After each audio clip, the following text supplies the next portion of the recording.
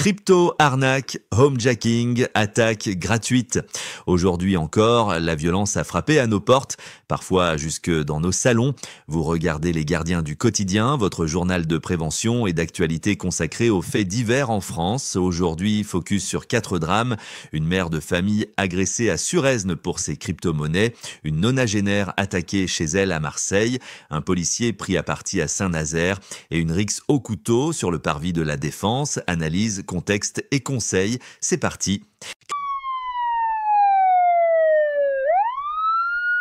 À Suresnes, dans les Hauts-de-Seine, une mère de famille a été rouée de coups devant ses enfants pour son portefeuille de crypto-monnaie. Les agresseurs, bien renseignés, se sont introduits dans la maison et ont violemment frappé la victime, au moins 10 coups de poing au visage. Un suspect armé d'un hachoir a été interpellé. Selon les enquêteurs, les auteurs auraient repéré le couple via les réseaux sociaux. Un cambriolage ciblé digne d'un scénario de thriller.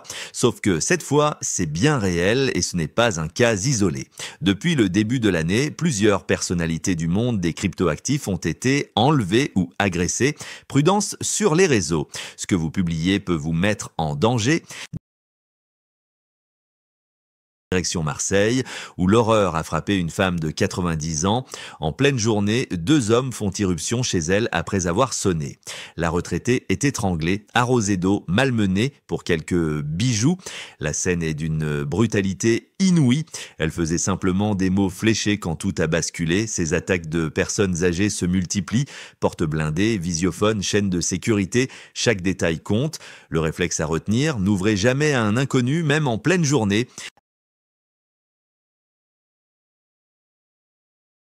À Saint-Nazaire, c'est un fonctionnaire de police qui a été violemment agressé.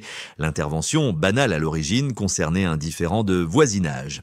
Mais l'homme mis en cause, visiblement ivre, s'est acharné sur l'un des agents, lui plantant les ongles dans la peau avant de lui asséner un coup de poing. Le suspect a été maîtrisé et placé en cellule de dégrisement. Il risque des poursuites pour violence sur agent. Une fois de plus, ceux qui nous protègent deviennent eux-mêmes des cibles.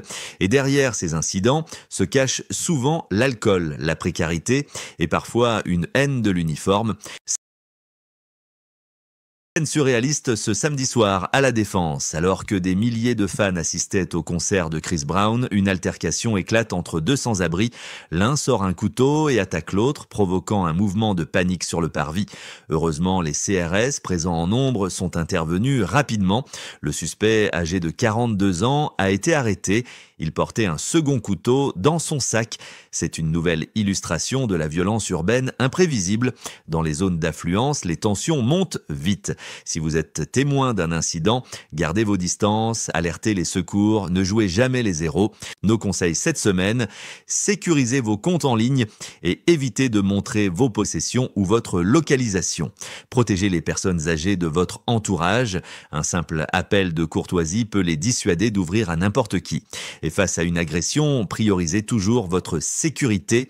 La fuite vaut mieux qu'un coup de couteau. Vous avez été témoin d'un fait divers, vous souhaitez partager une alerte ou un témoignage, rendez-vous dans les commentaires ou contactez-nous. Merci à tous de nous avoir suivis, on se retrouve demain pour de nouvelles actualités. D'ici là, restez vigilants et surtout, n'hésitez pas à partager vos expériences ou vos conseils en commentaire.